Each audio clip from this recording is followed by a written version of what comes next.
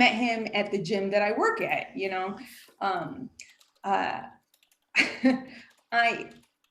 I met him in the daycare of the gym that I work at, guys. Okay, that's basically what happened. So my coworker had asked me, she had made a comment about the fact that he's 12 years younger than me. And she was like, ooh, cougar. And I was like, I find cougar, like, I don't get it. Like, why would you call a woman dating a younger man a cougar? Like, I don't even get the correlation, you know? So I felt the need to clarify. And I was like, listen, I'm not a cougar, all right? I'm a pedophile, okay? You get that shit right, all right? So she's clear on that now. And it's really cool because, like I said, I did meet him at in the daycare of the gym that I work at. And his mom's really cool with our relationship because she absolutely loves the free babysitting. She's just so she's saving tons of money. I'm trying to help her out as best I can in the daycare. You know, it's also interesting, like I said, I'm also Puerto Rican, and it's funny because the cool thing about Zoom is that you can't see anything from the shoulders down, right? And so when I say that in the Latino and African American community, we have higher expectations for those with derrieres, right? That ladies are all supposed to have like large derrieres. I am not one of those Latinas with a lot of junk in my trunk, okay? The way I figure is that someone stole the junk in my trunk because I had some in my 20s and I lost it in my 30s. I was robbed. I did one time see this white chick walking down the street with some junk in her trunk. And for a moment, I thought to myself, maybe she stole the junk out of my trunk. And so I went to confront her, but I stopped myself because I was like, I can't do that. I can't kick her ass. That would be like kicking my own ass. And so I let her go, you know? Thanks guys so much. It was a lot of fun. Thank you. My name's Soli Santos. Soli Santos, everyone. Thank you so much, Soli. We really appreciate it. Just a reminder to everyone that Josh Johnson is still on deck. So before we get to our next act, we do have a couple of pieces of business. Now, obviously, we are not in front of like a physical audience by any means, but Dan and I have kind of developed a unique way of, trying to get the energy of the crowd, doing crowd work in the year 2020. And that's checking in on our Facebook Live audience just to see if anyone's looking for a shout out, if anyone has any questions, comments, concerns, soup recipes, anything that they would like to declare. Dan, how's the feed looking? It looks good. I thought I would give a couple shout outs to some people that I see watching. One is Emmanuel Aravalo. Another one is Gregory Menor-Trash Matthews. I don't know if that's his real middle name, but it is what he chose on Facebook. So then there's also Becky Selzer and Kay Stevens. So hello to everyone else watching. I see that there are other people watching. So if anyone wants a shout out, feel free to comment on the YouTube feed or like and or comment on the Facebook feed, and I'll be sure to give you one during our next little interlude. Okay, excellent. Thank you so much, Dan. And we'll be checking with the audience throughout the show. So when Dan and I moved our show to Shakers on Clark in Lakeview in July 2018, 26 months ago already, we began a 2-person campaign to save Chicago Barprov. So a little bit of history for those of you who aren't from Chicago. There used to be improv shows in bars all over the north side of the city, mostly along the Belmont and Clark Street corridors. Dan and I used to produce a show at Underground Lounge, which is right by Wrigley Field. There used to be shows at the Crocodile Lounge, Mullins, AJ Hudson's, the Horseshoe, the Publican. Just bars really all over the north side. And and we're talking like 2012, 2013 here. And one by one, these shows start getting phased out. They, these bars start going out of business, or people just kind of moved in a different direction. And we like to think that what we have here right now is kind of a tent pole for this, the very concept of barprov, this weird amalgamation of free improv, free stand-up comedy, free sketch, variety, what have you. And as for being the tent poles of Chicago Barprov, we have set up this improv tip jar. Yes, I know it's all speckly and shiny. Sorry, there's a little bit of glare from the window, but this is the improv tip jar. And there is, in fact, money in the tip jar. Now, we are not expecting anyone to walk up to our apartments and just throw money into this tip jar. So we are asking people who are tuning in tonight, if they are enjoying the show, to throw money into our virtual tip jar. Our Venmos are up on the screen right here. If you are enjoying the show tonight, we will split. We have 6 performers in tonight's show, and we will be splitting the proceeds 6 different ways. In case anyone is wondering, we have roughly about, by my count, $9.90 inside this tip jar, which means split 6 ways. All of our performers tonight are going home with about $1.65. So, all 12 of our performers tonight, make sure to send me your Venmos. Make sure you get that $1.65. Just think, with that money, you can pay for 30 seconds of 1 class at Second City. Woohoo! Yeah. Worth it. Absolutely worth it. Yes, we intentionally did not tell any of our performers that this was a paying gig. We just put the surprise on their faces. Without further ado, our next comedian is originally from Minneapolis. We last had him in our show in person, I want to say in January 2017. It has been far too long. Please welcome back to our show, Tucker Millett. Hey, everybody. It's good to be back, sort of.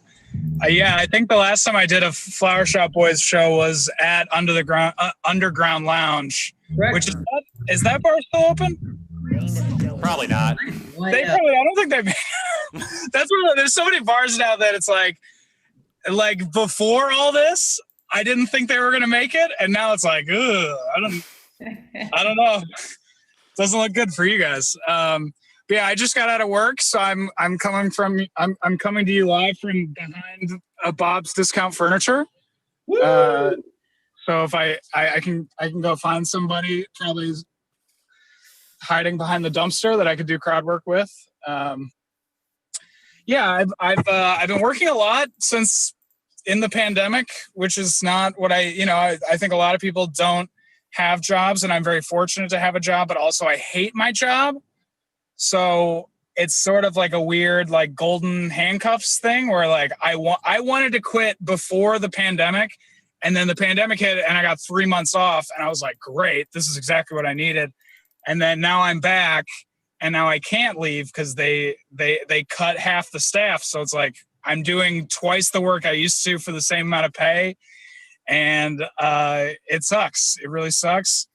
And it's worse. I actually work at the Bob's Discount Furniture. I don't know why I keep showing it. I actually work at that Bob's. And the thing about furniture right now is we don't have any, right? So people come in and they're like, hey, I really want this table. And I'm like, okay, this table you can get in November. How's that sound? And they're like, no, I need it now. And I'm like, yeah, that sucks. You should have thought about this like 6 weeks ago because we just don't have anything, it's a recession. I don't know if you've heard, I gotta it's crazy. Cause now I have to my job is a salesperson, but now I also have to teach people like a level 1 economics course on supply chain every day at my job. I got to do that 12 times a day, which just wasn't part of the job description. So I'm still trying to adjust to that. But yeah, it's weird times right now, guys. I finally had to block the QAnon girl that I went to high school with on Facebook, which was unfortunate. You know how it is. You got these people you went to high school with, they're your friends on Facebook, and now they think that Tom Hanks is a pedophile. And at first it was fine. At first it was just like, okay, you know, their theory was originally that the shutdown was so that Interpol could arrest all the pedophiles in the Vatican. And when I heard that, I was like, that's a great theory. I love that. And now it's just completely gone on. Now they're like, oh, Trump is misspelling things on purpose. And I'm like, no, he's not. He's not doing that. He's misspelling things because he tweets them without looking at them. He just does the voice to text, and sometimes it fucks up. But yeah, it's the QAnon is such a weird conspiracy theory, and it's got people like, so it's just such a strange thing because it's things that like are so obviously fake, but then it's like people have such confidence about it that it's like, it's hard, like it almost seems believable. Like they're saying the most ridiculous things, but saying them with such like, no, this is real, that you're like, is it real? But it's not. It's just, you know, it's confusing. But yeah, it's a weird year. And honestly, it's like November is still ahead of us, which is like crazy. That it's like all the shit going on and it's still going to get worse. Like it's still going to get worse in the next 2 months. It's just insane, but it is important. I hope everybody listening to the stream is registered to vote. Make sure you're voting early and often as much as you can, just for anything, whatever it is, like new Doritos flavor, you know, whatever you got to vote for, you got to make sure your voice is heard. You got to register. You got to vote early by mail. I love voting. I vote all the time. But the problem with voting is voting always makes me realize that I don't actually know how the government works, you know? Like, because, you know, I try to stay informed on the issues and the candidates, but then I always feel like once I get in there, like, I feel like I'm taking a test that I haven't studied all the way for, you know? Like I get in there all cocky and I'm like, all right, here we go. All right. President, got it. Okay. Senator, got it. Let's see. 5th District Comptroller.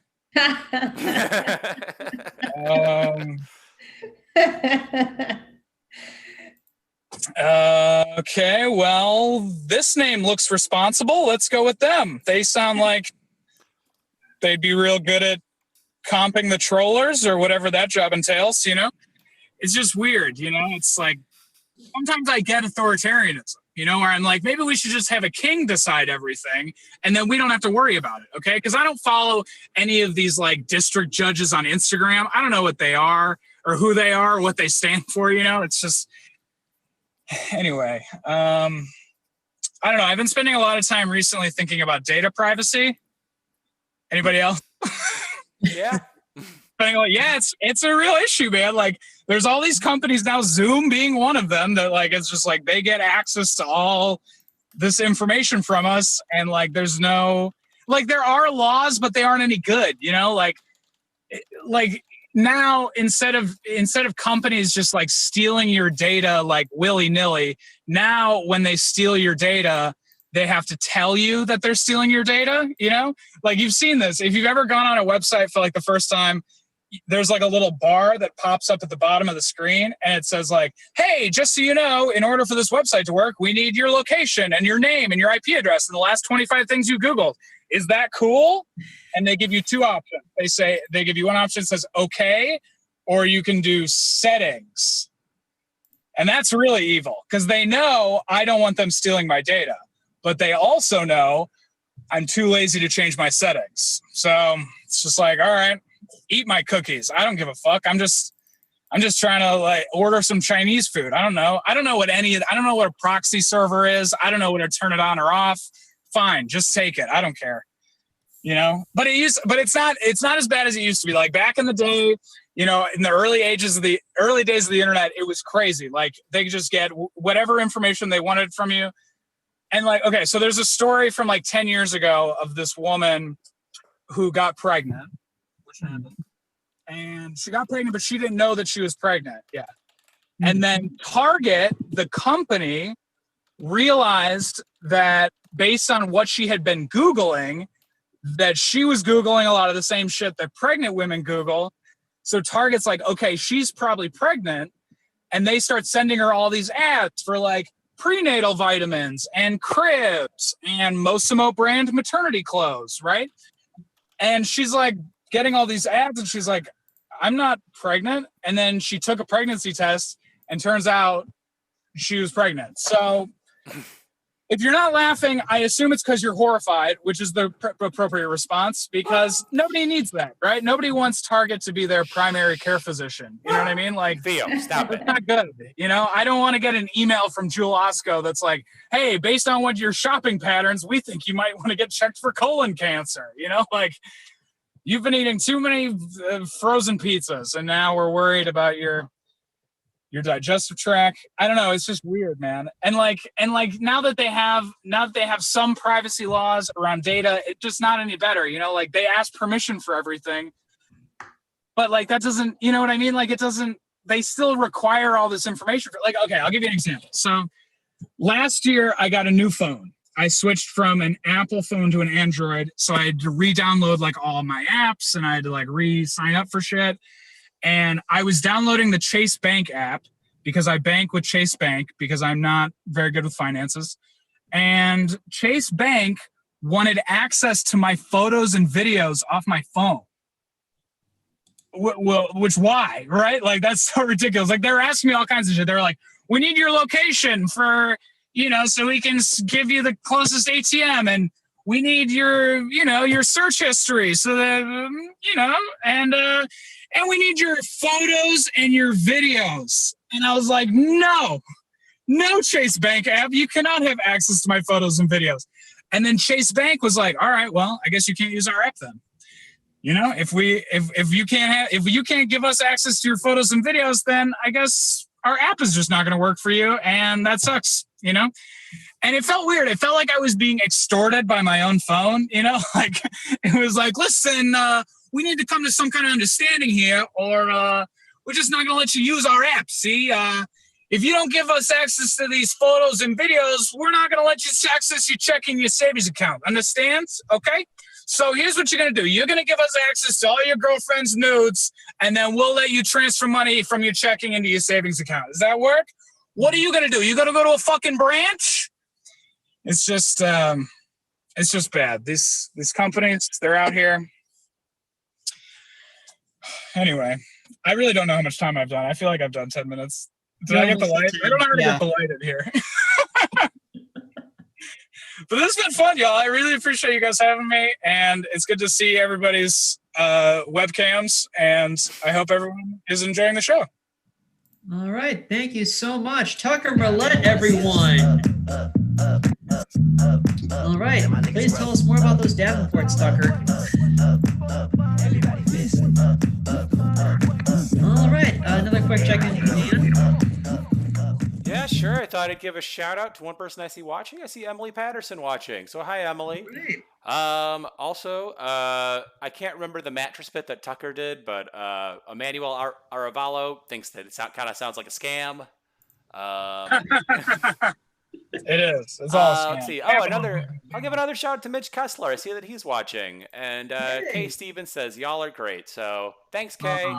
Great to see you watching. Thank you so much, Kay. We'd love to have you back in our show, Kay.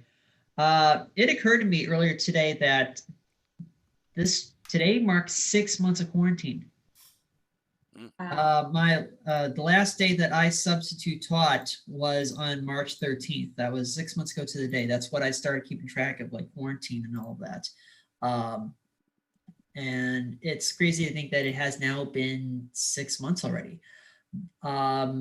But in any case, to everyone who is tuning in right now, we sincerely appreciate that you're hanging in there, and that you're enjoying the show, that you're looking for levity in tough times. But okay, sorry, Jesus fuck, 6 months. It has been 6 fucking months. Okay, I'm projecting here. I'm venting. Just a reminder to everyone that if you have not tuned into our show before, we do this every Sunday and Wednesday. And if you are enjoying our show so far, just a reminder that we also have a really jam-packed show this coming Wednesday. That show is going to be a little more improv heavy. We're going to feature improv from Kansas City, Murray's Bagels, and from New York City, Ha Ha Ha Blood. Plus, we'll be checking in with Iowa-based comedian Lauren Kreiser. Without further ado, our next comedian is originally from Arkansas and is presently based in New York. We struck up a conversation on Twitter. I have to kind of just say for full disclosure that when I saw on Twitter that Stuart is a girl, I suddenly had flashbacks to getting taunted in first grade. Anyway, again, still projecting. You were taunted. You're a guy. Oh, thank you. I appreciate that. It sucks to be a girl named Stuart. You're fine. Oh, thank you. What did they say? You're too British? I was going to say, I do have kind of a deceptively Anglo-Saxon sounding name. Yeah. I'm mostly Polish on my mom's side. Oh, wow. Yeah, and my dad's side's like a hodgepodge. But I digress. Really phenomenal comedian, podcast host. Please welcome to our show, Stewart Fullerton. Thank you. Thank you. Give it up for Stuart and Dan. If you had told me 6 months ago that I would have the pleasure of watching improv on Zoom, I would have thought you were crazy and probably jumped off a bridge. But here I am. So happy to be here. As Stuart said, we have the same name. I am so shocked people made fun of you. I mean, I got made fun of, but that's because I'm a girl. They did 1991 anyway. They what? They did 1991 anyway. Like in 1991, like 30 years ago. Oh, yeah. Did they try to do like Family Guy, like Stewie impersonations? Goodness. I was in 8th grade when the TV show debuted, and I had a new nickname the next morning. Oh, yeah. Yeah. What's funny about that is everyone is so much worse than they think at the Stewie impersonations. I'm like, you're horrible. Yeah. That's what makes me mad. Not that they're making fun of me.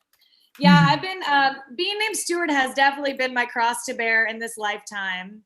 I think my mom wanted to give me like a quirky like guy's name, but like I wish she had picked like a sluttier one, you know, like Taylor or like Spencer, you know, like people always come up to me and they're like, oh my gosh, you have a boy's name. That's so cool. And I'm like, yeah, like it's not though, it's Stuart.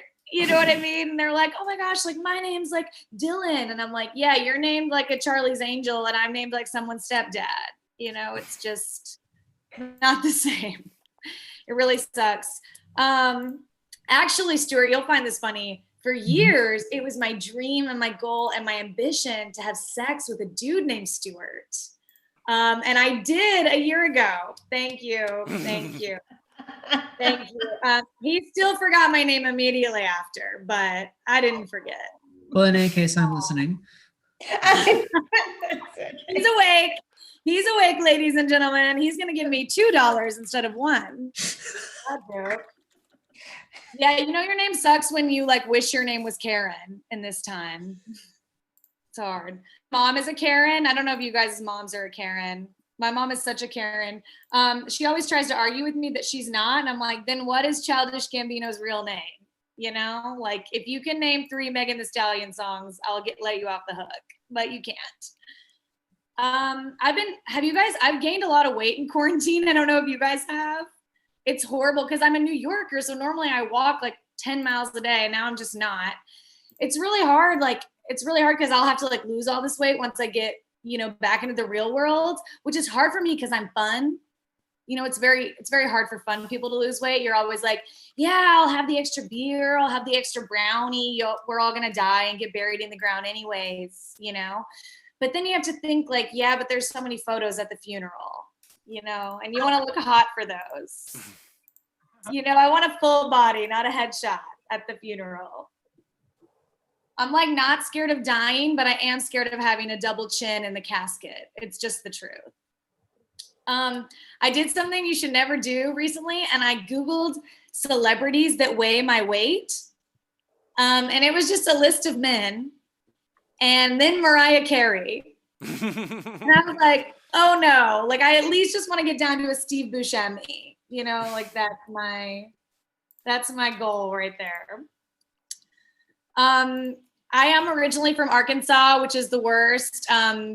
Arkansas, I actually read a statistic recently that Arkansas and Delaware are the two most forgotten states. And I straight up did not know Delaware was a state before I heard that. That's my Arkansas education. I know you guys are from Chicago, but obviously 9/11, the anniversary of 9/11 happened on Friday. And it's such a sad time, you know, and everyone, I feel like in our, like, everyone remembers like where they were when 9/11 hit. And I remember I was in 3rd grade and I was at school and every single person in my class got checked out of school except for me. And so I just had to like sit there with the teacher. And I was so upset because I hated my teacher and my mom never came to get me. And then finally at the very end of the day, my mom picks me up and I'm like, Mom, why didn't you check me out? Like everyone else got checked out. Like something could have happened. And she was like, no one's bombing Arkansas. You know, we're good. We're good on that one. Okay, just a little 9/11 humor for you guys. I actually have been quarantined with my boyfriend this whole time. Okay, sweet, yeah. Oh, Hey sweet. Josh. I've been quarantined with my boyfriend, which is crazy. And ladies, I heard something crazy. If you guys want a little tip, if you watch the entire series of The Sopranos during quarantine, you never have to give a blowjob again. That's what they told me. So I'm good, y'all. I already watched. It's amazing. My boyfriend's been trying to get me to watch The Sopranos for probably 3 years now. And I always told him, I was like, I really just don't have time to watch that show. Like I can only watch if like I either get a terminal illness like cancer or if the entire world shuts down. And then March came and the entire world shut down. And I was faced with the fact that I had to watch The Sopranos. I'm fine with The Sopranos. I just think for every woman that has to watch The Sopranos, a man should have to watch Sex and the City. And this is why I march, you guys. This is why I do the Women's March. You know, this is why I'm voting. Okay. I know what's his name said to vote. Tucker, big voter over there. Yeah, quarantine, like Tucker was talking about hating his job. I too hate my job. So if you really hate your job, quarantine hasn't been that bad, you know, because I'm just working from home, which is great. I have the worst job in America. It's a receptionist. You guys know what receptionists are? It's pretty much just a waitress with health insurance. That's literally the job. It's so sad because it's like, you think about like back in the day, being a receptionist was like the fun cosmopolitan job to have, you know, like I've seen Mad Men, like it looks so fun then, you know, and my job is just so boring. I'm like, I will take a little sexual harassment if I don't have to go jewel in the bathroom just to get through my day, you know, like pay me less and then I'll sit on my boss's lap and drink bourbon. That sounds fun. Take me back to the old days. Yeah, I accidentally got addicted to juuling, which is probably the worst thing you could ever do. People started sending me articles saying like juuling is literally like an atom bomb going off in your lungs. And I'm just reading the articles like juuling. The only way I can get through the article is to jewel during it. It's funny because juuling was invented to get people to stop smoking cigarettes, but I never even smoked cigarettes. I just went straight to juuling. And I blame that, and a lot of my friends did the same, and I blame that on the DARE program. Did you guys do the DARE program? Yep. Yes. The DARE program would just come in and like yell at us for cigarettes, and then they would literally be like, who in here smokes cigarettes? Like, oh my gosh, that kid's coat smells like cigarettes, go bully him. And we'd be like, Jacob, your coat smells like cigarettes. And he'd be like, my mom works 3 jobs, please leave me alone. And then none of us smoke cigarettes. Like we're not European anymore. And then the jewel comes out and we're like, oh my gosh, this looks like it came out of Steve Jobs' asshole. It looks like a flash drive. I'll do it all day, every day. Amazing. It's amazing. I've been thinking, this is actually really sad. The pandemic has been really, really hard on a lot of people. I'm luckily doing okay, but I actually have to like send out some thoughts and prayers. I have a coworker who the pandemic has been really hard on. Before all this happened, she was actually cheating on her husband with this really hot guy. And they were having a huge affair. And then the pandemic happened and now she's stuck at home with her husband. And if you guys could just send your thoughts and prayers to her in this time. No one's laughing. You guys are like, okay, we're done. I've been thinking a lot about the amount of rich I want to be. Do you guys think about that? It's like all I think about. I'm like, I want to be this amount of rich, this amount of rich. Because there's like different levels. Like there's like succession rich where you like have a private jet or like, take limos everywhere. Or there's just like normal rich where you can like shop and like get shoes all the time and have nice purses. I decided the amount of rich I want to be is like celebrity rich, like celebrities, like I want to be so rich that someone can give me a dog as a surprise present and it doesn't completely fuck up my life. Do you guys like Kylie Jenner gets a new dog every day? Like if you follow her on Instagram, she literally has like 40 dogs. Like if someone gave me a beta fish right now, I would have to quit 2 jobs to be able to provide for the beta fish. Oh, that's my goal. Yeah, my mom is a Karen. When we were growing up, this is like the most Karen thing ever. So we would go to this restaurant, bistro, if you will. It's called Mimi's Cafe. I don't know if you guys have heard of it. I don't know if y'all have that in Chicago, but it's pretty much Olive Garden, but it pretends to be French, but they have meatloaf. And I know it's very appealing. And we would go all the time. And my mom would order the exact same thing. And we would go once a week. She would order the exact same thing. She would order a chicken pot pie, which of course like comes frozen from the back of the freezer, whatever. She orders it every time. And then in these like types of classy restaurants, like a Buca de Beppo vibe, the manager will come around and be like, how was your meal? And every week he would come around and say, how was your meal? And she would be like, it was disgusting. I hated it. I hated this meal. And he'd be like, oh my gosh, I'm so sorry, miss. And then bring us free muffins. And that's what we ate for breakfast every day. And then we would just go back and she would do the whole thing over again, just complain to the manager and order the same thing. And that's when I realized this is a Karen. This is what Karens do. This is who they are. Yeah, I actually was quarantined with my mom. I went back to Arkansas for a little bit. And it was pretty fun until she started accusing me of being in QAnon because I was getting emails from Republicans. But then I accused her and then it was just a back and forth, just a little banter, I was scared of getting her sick. I was scared of getting her COVID. Like I was all like, I would go out and then I'd be scared to come home and, accidentally give her COVID. But it actually wasn't bad because I've been staying 6 feet away from her since I was 12. So it worked out great. All right. I think that's my time. Stewart Fullerton, everyone. Oh, thank you so much, Stu. Really do appreciate it. All right. Just another quick check-in with Dan. Dan, anyone else looking for a shout out? At the moment, it looks like it stayed pretty consistent, but I thought I would just give a nice thank you to everyone who has watched so far. I also thought I would say if you have enjoyed this show and you want to see more, you want to watch next week or this upcoming Wednesday when we have our other show. Remember, we do this twice a week. We do this every Wednesday and every Sunday at 7 p.m. So if you want to, you can like the Flower Shop Bangers on Facebook to make sure you get our updates. You can also subscribe to the Daniel Anderson YouTube channel. I think if we get like 100 subscribers, I can, change the name of the channel so it actually reflects what we're actually doing, which is, producing comedy shows. Yeah, if you do either of those things, that'd be really great. It would really help us out to spread the word and to just have more people watch. All right. Indeed, that is a most noble goal, Dan. Was there something else you were going to say? I feel like I interrupted you. Nope. That's just about it. Okay. Also, just a reminder, everyone, the improv tip jar is still hanging tight at $9.90. Sorry, Josh just came back. Oh, okay. So we were having some tech issues a few moments ago, but it appears that they have been resolved. Without further ado, our special guest this evening is just a really phenomenal comedian. Dan and I both met him when he was living in Chicago back in, I want to say, around 2012, 2013.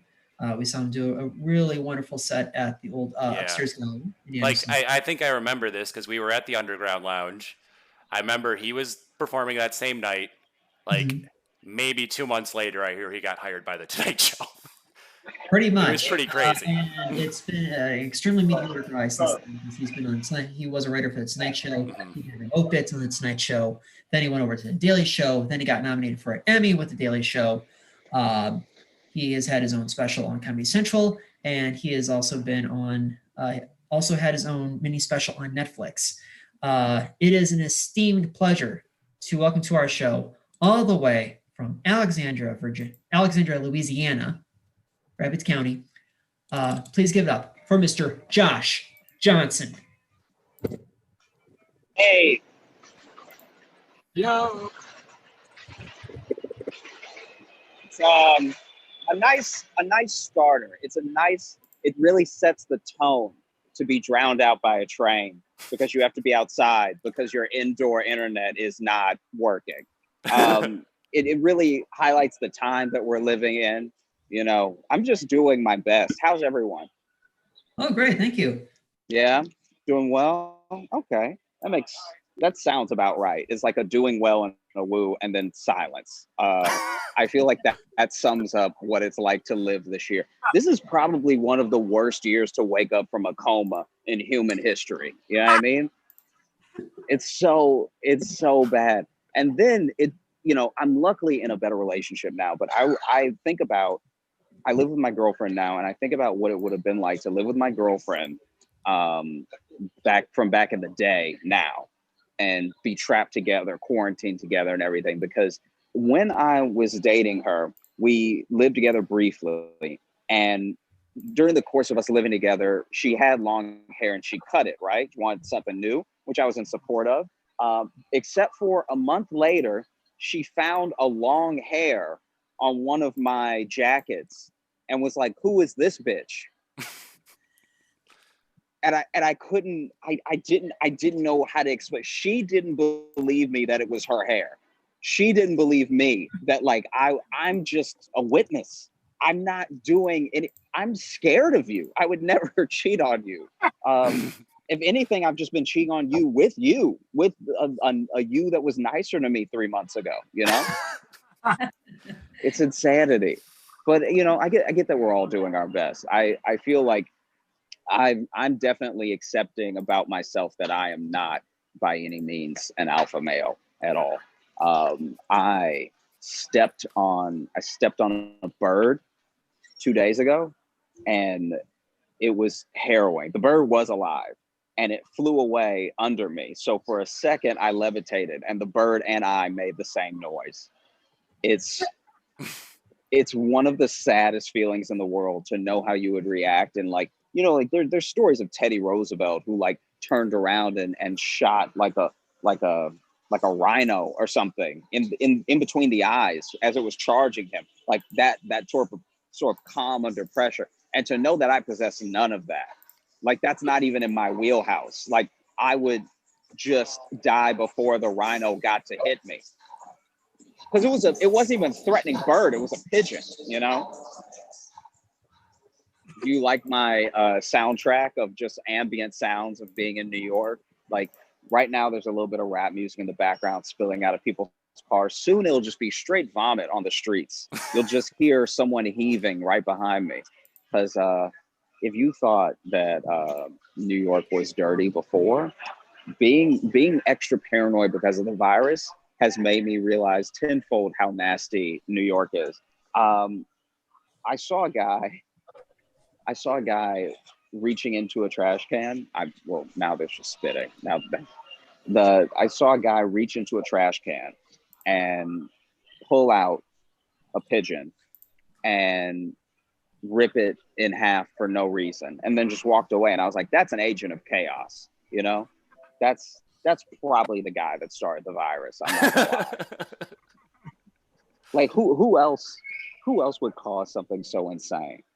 It's also, I've been, I don't know, I've just been really stressed out, and I'm trying to be okay the way we all are. I have to constantly remind myself that this is temporary now, this is permanent, and that we're all going to be okay eventually, and accepting that I'm not okay right now. You know what I mean? Because I've watched too much TV. I feel like I've watched so much TV. I feel like I have lost some of the books I've read in my mind. Like, you can't keep all the space at one time. And I was watching a documentary about Sonia Farak. I don't know if anyone will know who this woman is or what she's done, but basically it was a documentary about drug charges and how they work in the criminal justice system. You're going to hear a lot of motorcycles because there's a lot of guys with like really big penises passing by that need people to know. Once that's over. Okay. So Sonia Farak, she was basically in a crime lab, in a drug lab, and her whole purpose, her whole job was to test the drugs to see if they were drugs, because depending on the type of drugs that they were, if they were drugs at all, depended on the type of case that the arrested perp had. So when you get arrested, apparently they just gather stuff that's around you when you get arrested. So it could be baking soda, it could be cocaine, it could be anything. What Sonia Farak did that was so bad is that she started taking the drugs that were in her hole, like they were in her charge, and she started taking them and then was messing up cases because she was putting the drugs back, but then like doing it too frantically and mixing up samples and stuff. So a lot of people went to jail that didn't need to. And I think that that's wrong. That's terrible. But also, while we're on the subject, isn't the best way to test the drugs to take the drugs? Like what she did was wrong. She was wrong. I get that. But also, like, shouldn't that just, like, we have so much unemployment in America right now. Shouldn't we just start hiring people to just be the drug testers? You know what I mean? Like you can still have your lab techs that do all of the final analysis, but just while people don't have jobs, just hire them to snort some coke a little bit. You know, they can just come up like, oh yeah, they did that shit. They did. And they're going away for a long time because that was the good stuff. You know, that would be better than just not having jobs or worrying that your lab techs are taking the drugs, you know? I also have a friend, that works at a, I won't say the name of the company, but basically she was working there and they found a heroin needle in the break room, which is already like, wow, you skipped straight to the druggy drugs. Like that's not a little bit of weed, that's drugs, right? And they couldn't find out whose heroin needle it was. And this is just me, but like, honestly, if someone is doing heroin at your job and you can't figure out who it is, that's the best person at their job. They are not letting heroin affect their quality of work. You know what I mean? Like, either that's the best person at their job or y'all all suck. Y'all are all doing a heroin level of job at this job, you know? It's crazy. Just, I'm telling you right now, all you have to do, you don't need a drug test anybody. All you need to do is get some Crisco or some like canola oil, just something, and slicken up the floor, right? And let everybody fall, okay? Whoever takes too long to get up is definitely on heroin. You know what I mean?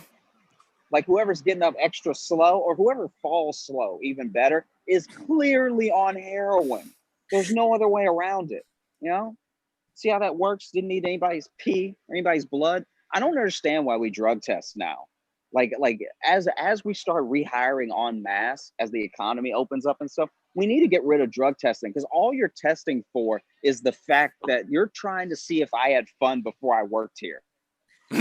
That's all it is. You're just testing to see if, make sure I'm not too cool to work here is what's happening, you know?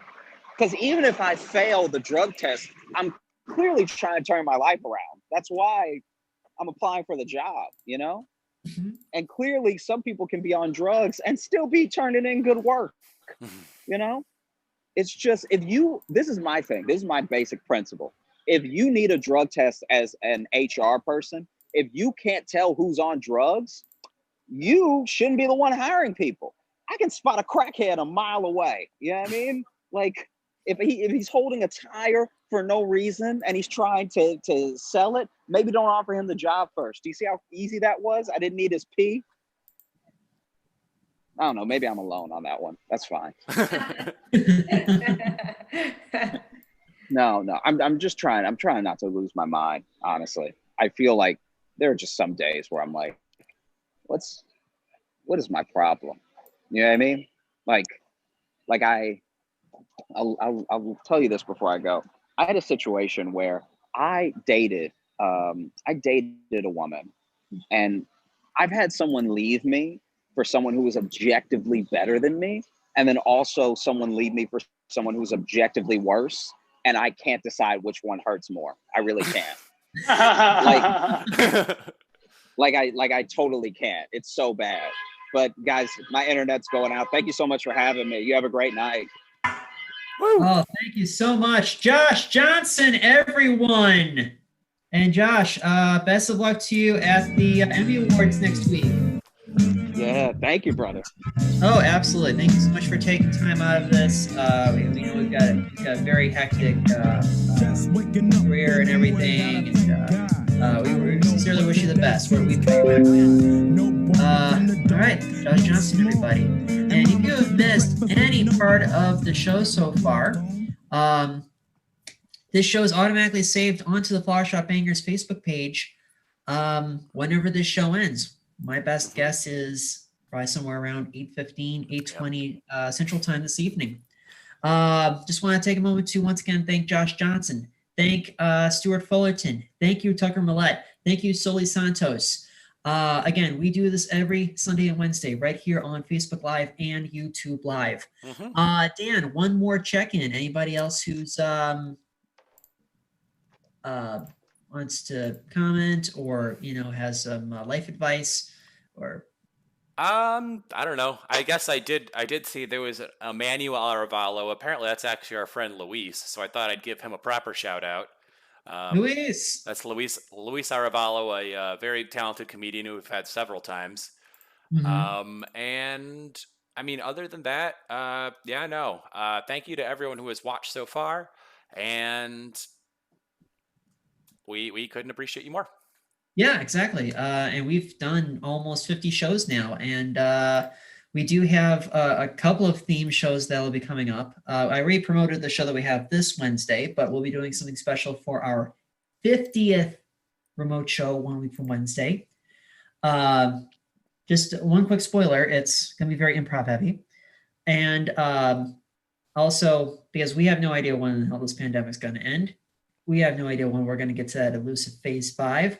We're going to keep doing this for in all likelihood, probably till the end of the year, probably into early 21. Because we're already planning our what we're going to do for our 55th remote show, which will be in like mid-October. We figure 55 Chicago connects to I-55. So we're going to do a show that's going to be a mix of St. Louis and Chicago performers. So we figure why not? Plus maybe some Central Illinois people, because I-55 diagonally goes right down through the state of Illinois. Not to get into the meat and potatoes of it all. But please make sure to check out those shows. Again, we do this every Sunday and Wednesday.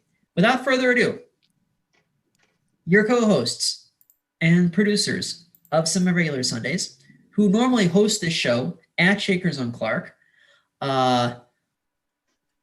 in Lakeview, have been performing together for about 7.5 years and have done improv festivals in cities as wide-ranging as St. Louis, Baltimore, Maryland, Omaha, Nebraska, Grand Rapids, Michigan, and Green Bay, Wisconsin. And also played in the, also were featured in the Yippie Fest Virtual Arts Festival this past month. Please give it up for the regionally renowned Flower Shop Bangers.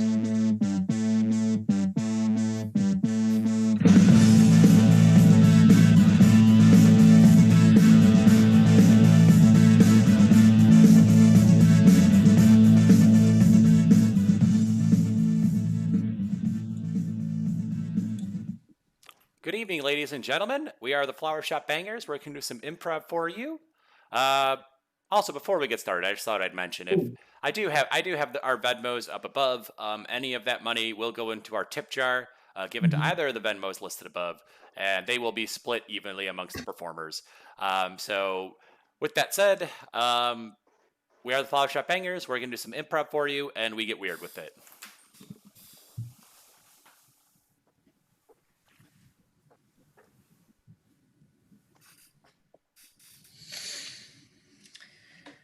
It's okay to be nervous. perfectly fine to be nervous. Yeah.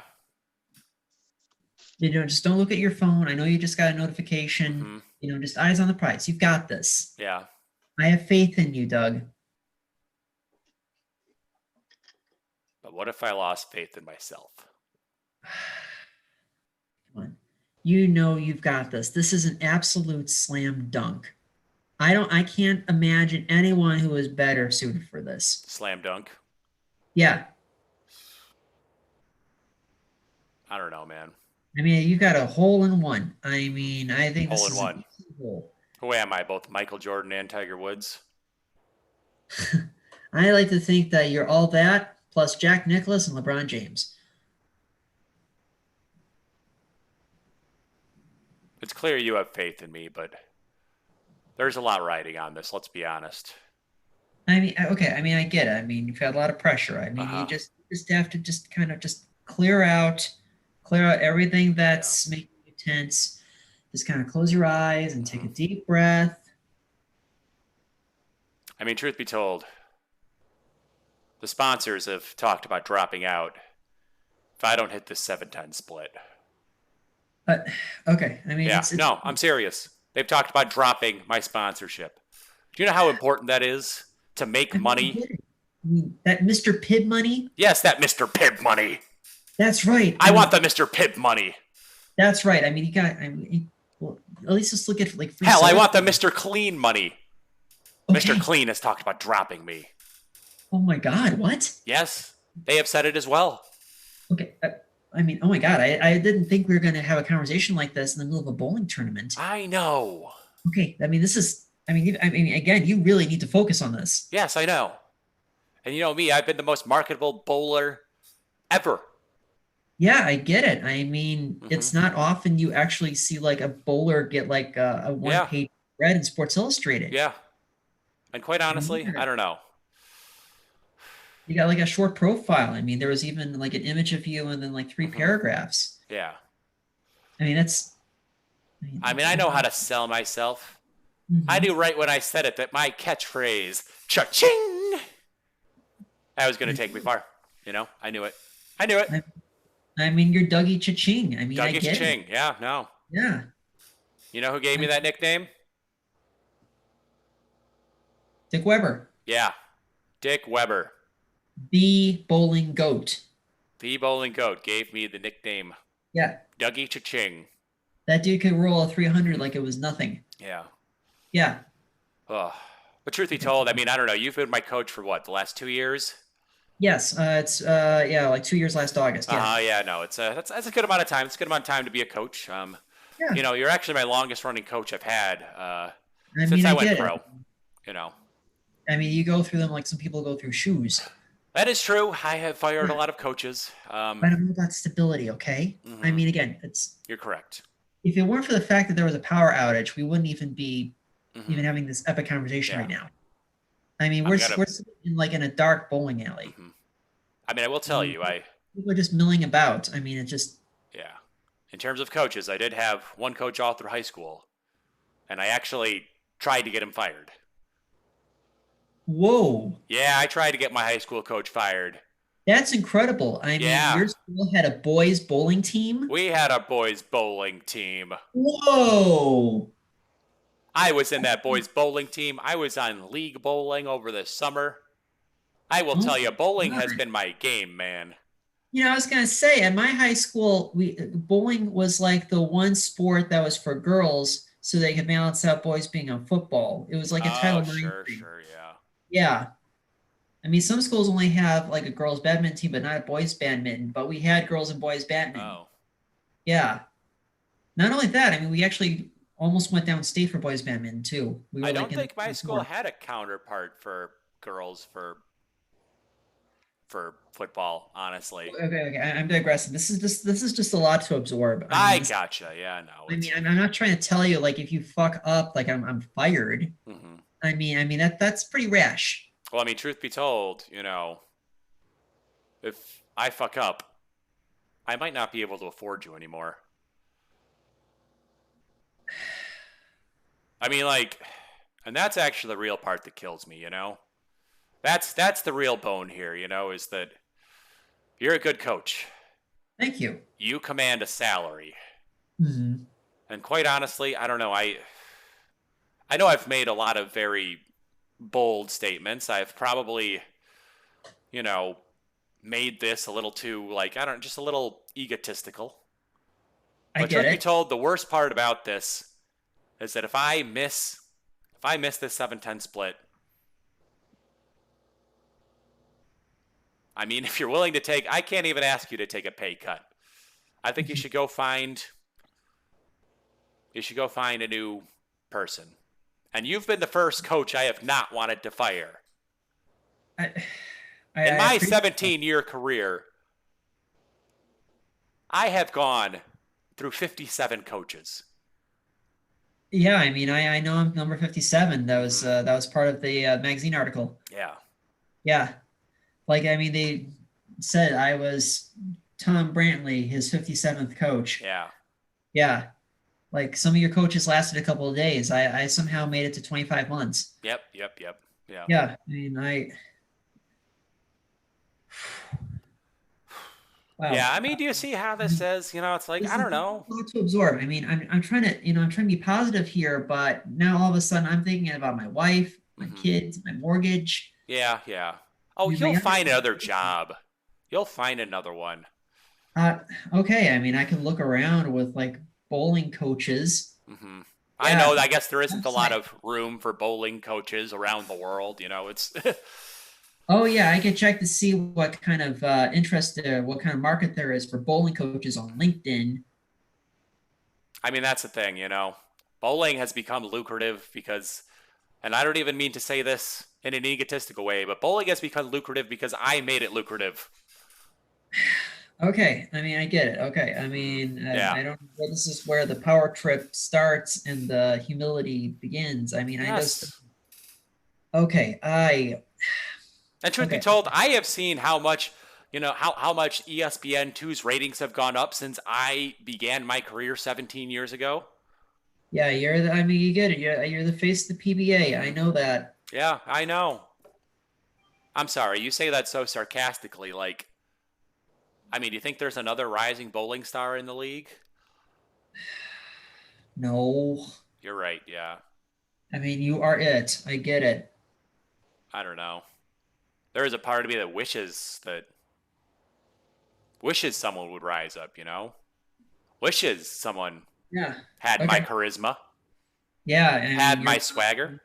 And your natural good looks. Mm-hmm. I mean, let's be honest. I mean, you cut a nice figure. Mm-hmm. I mean, don't get me wrong. I mean,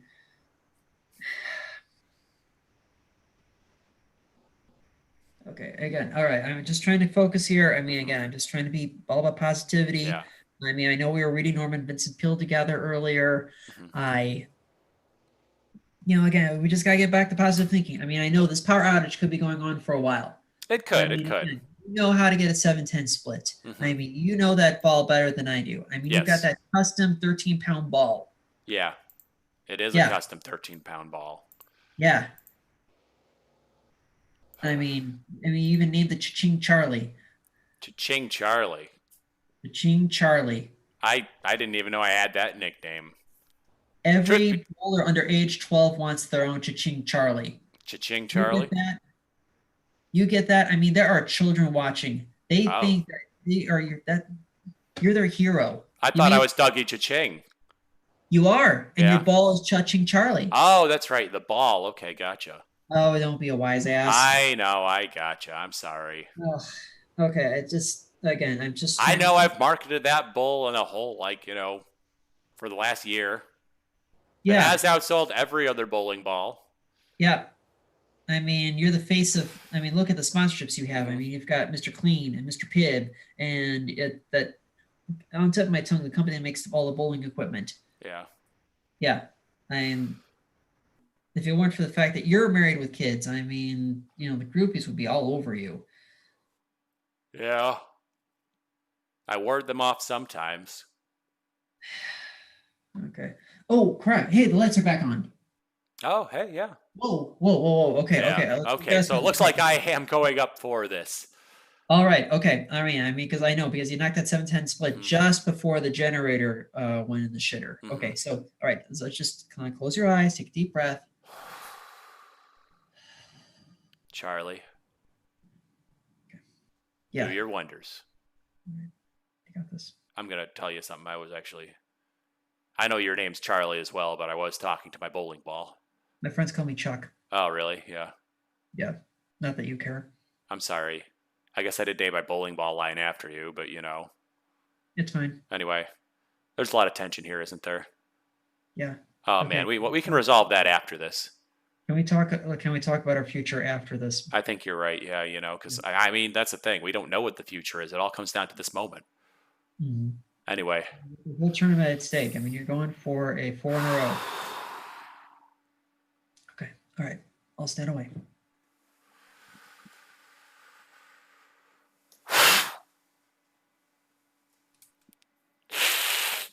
Ooh. 7. Okay. I mean, you still got a 299 today. I mean, yeah, I know it's a 299. That's it's good enough to make the finals, right? Usually. Yeah, exactly. I mean, that's still pretty impressive. I mean, that's still, it's a better to have a diamond with a blemish than a pebble without. That's a good way to put it. Yeah, exactly. I mean, it's okay. It's a good way to put it. That's why I've kept you around. Exactly. I mean, truth be told, I consider you my Mr. Miyagi. I appreciate that. I'm like white Mr. Miyagi. Thank you. And honestly, it's for the lessons. It's for the metaphors, like that. Thank you. It's like it's like I picked up a copy of The Power of Positive Thinking when I was 13, and I've pretty much burned my way through 5 different copies of that book because I just read that book so much. It just gets so dog-eared. Mm-hmm. Mm. Okay. So, all right, we're away from the crowd. Anyway. All right. Okay. What the hell, dude? What? Okay. Just this whole thing. Okay. So, okay. Yeah. Again, this is just a lot to absorb just because I feel like I've connected with you as a player and I feel like you're a coach and you're okay. I mean, I just think it's a lot to kind of throw at me in the middle of the PBA National Championship. I gotcha, but it's also a lot that I have on my mind. At the moment, I mean, truth be told, maybe we should just blame like frickin' Mike, my publicist. Friggin' Mike. Mike. Honestly, he was the one texting me all about all the things. Like, you could read his text chain, man. This is terrible. Why would you tell me this right before I'm about to go up, that apparently I could lose my Mr. Clean sponsorship? Yeah. Okay, here we go. I mean, just don't... I don't mean to put the blame on publicist Mike, but No, I get it. Yeah. But anyway, it's been a stressful day. Okay. It's possible you can give me a ride to the airport. Yeah, sure. Yeah, absolutely. Anyway. That's our show! That's our show! Thank you so much to all of our performers tonight. Thank you to Dan for being our lovely tech guy, fielding all of our tech queries. Our tip jar is still hanging tight at $9.90, so there's still a little bit of room of opportunity to donate to a tip jar. Everyone tonight going home with $1.65. Thank you to everyone who's tuned in, and we'll keep tuning in. Again, we'll be doing this for weeks and months to come. See you on Wednesday with special guest Ha Ha Ha Blood. In the meantime, please stay home. Please wash your hands. Please stay 6 feet away from Rudy Giuliani. Believe women.